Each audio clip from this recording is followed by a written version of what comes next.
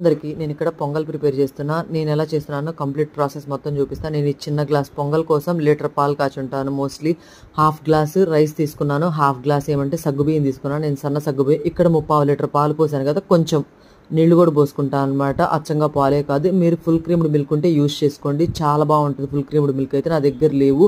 ఇవి బాగా మరిగినాక పాలు పొంగనివ్వద్దండి. పాలు పొంగితే పైన మేగడంతా పోయి టేస్ట్ పోయిద్ది అనమాట. పాలు బాగా కాగినాక తర్వాత మీరు ఏదైతే నానబెట్టుకున్నారో రైస్ సగ్గుబియ్యం వేసేసుకొని బాగా కుక్ అవ్వాలన్నమాట. రైస్ కంప్లీట్గా కుక్ అయినాక తర్వాత బెల్లం వేసుకోండి. లేదంటే మాత్రం బెల్లం ముందే వేశారంటే, రైస్ కుక్ అవ్వకుండా వేశారంటే ఆ రైస్ అనేది అసలు కుక్ అవ్వదు, అలాగే ఉంటుంది ఇత్తులిత్తులుగా.